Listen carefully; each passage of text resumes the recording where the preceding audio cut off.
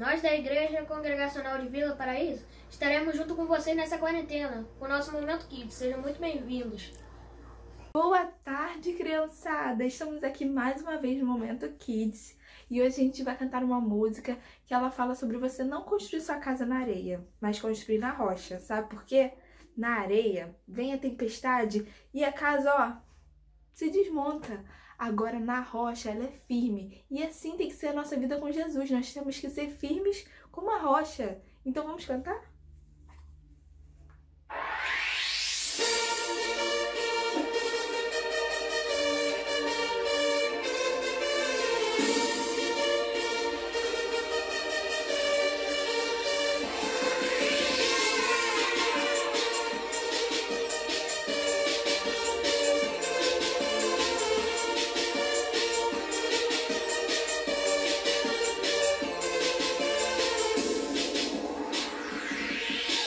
Não construa sua casa na areia. Não construa na beira do mar. Mesmo que pareça chique, é impossível que ela fique. A tempestade a vai derrubar. Não construa sua casa na areia. Não construa na beira do mar. Mesmo que pareça chique, é impossível que ela fique. A tempestade a vai derrubar. A rocha é o lugar de construir um alicerce forte que não vai cair. As tempestades vão e vêm, mas a paz de Cristo tu tens. A rocha é o lugar de construir um alicerce forte que não vai cair. As tempestades vão e vêm, mas a paz de Cristo tu tens.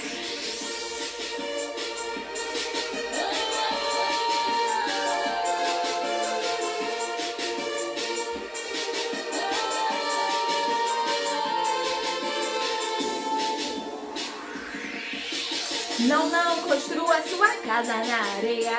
Não construa na beira do mar. Mesmo que pareça chique, é impossível que ela fique. A tempestade vai derrubar. Não construa sua casa na areia. Não construa na beira do mar. Mesmo que pareça chique, é impossível que ela fique. A tempestade vai derrubar. A rocha é o lugar de construir um alicerce forte que não vai cair. As tempestades vão e vêm, mas a paz de Cristo tu tens. A rocha é o lugar de construir um alicerce forte que não vai cair. As tempestades vão e vêm, mas a paz de Cristo tu tens. A rocha é o lugar de construir um alicerce forte que não vai cair. As tempestades vão e vêm, mas a paz de Cristo tu tens. A rocha é o lugar de construir um alicerce forte que não vai cair. As tempestades vão e vêm, mas a paz de Cristo tu tens. As tempestades vão e vêm, mas a paz de Cristo tu tens. As tempestades vão e vêm, mas a paz de Cristo tu tens.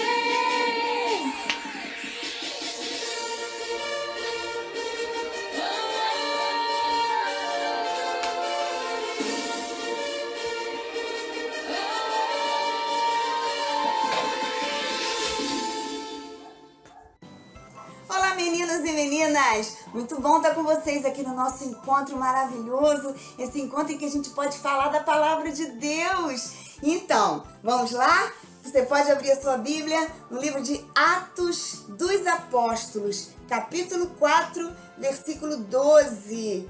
E você que está ligadinho já deve saber que Atos dos Apóstolos fica no Novo Testamento, que é a segunda parte da Bíblia que foi escrita depois que Jesus nasceu.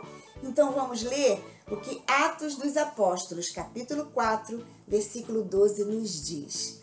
Fala assim: e não há salvação em nenhum outro, porque abaixo do céu não existe nenhum outro nome dado entre os homens, pelo qual importa que sejamos salvos.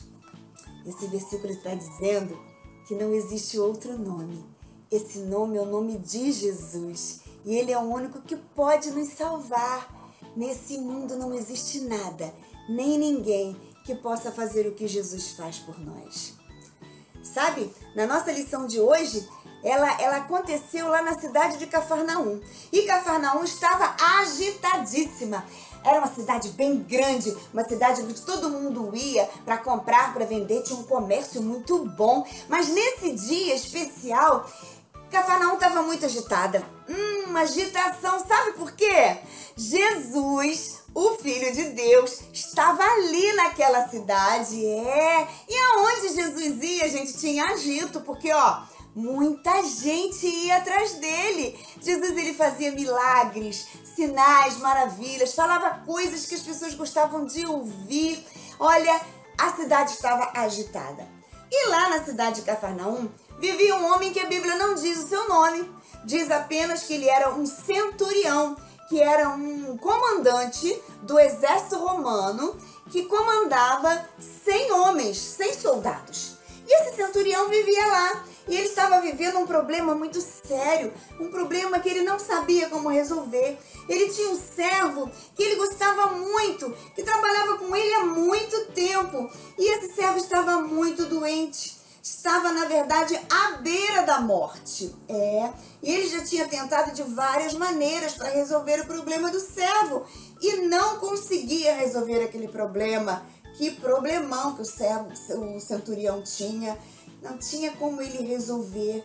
Você sabe, eu e você também temos um problema muito sério na nossa vida.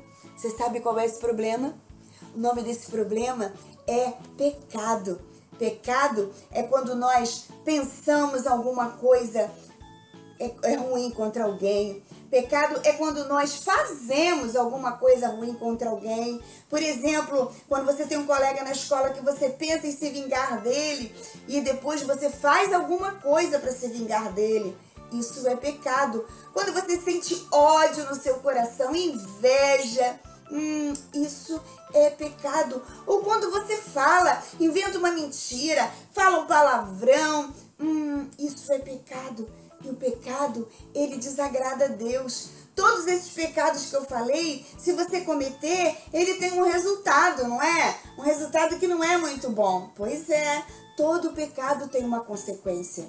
Mas a maior de todas as consequências é que o pecado nos separa de Deus. Porque Deus é puro, Deus é santo. Deus, ele não se mistura com o pecado. E ele vive lá no céu, num lugar que ele também preparou puro e santo. E ele preparou esse lugar para mim e para você. Mas por causa do pecado, nós estamos separados de Deus para sempre. E não existe nada que a gente possa fazer para resolver esse problema. Assim também como aquele centurião não podia resolver esse problema. E ele ficou pensando como ele iria resolver aquilo. Até que ele ouviu falar sobre Jesus, que Jesus estava na cidade. Talvez alguém tenha falado que Jesus foi ali na casa, ali no vizinho, e lá colocaram um homem pelo teto, um paralítico. Os amigos dele, 4 amigos, colocaram ele descendo por uma corda e Jesus o curou. Talvez alguém tenha falado que Jesus curou os cegos. Muitas outras coisas que Jesus fez. E ele deve ter ouvido falar sobre isso. E ele ficou pensando, como eu vou fazer para encontrar com ele? Porque os judeus não se misturam, não costumam falar com gente que é de outros povos, não costumam ter amizade. Ele é um mestre, ele não vai querer falar comigo.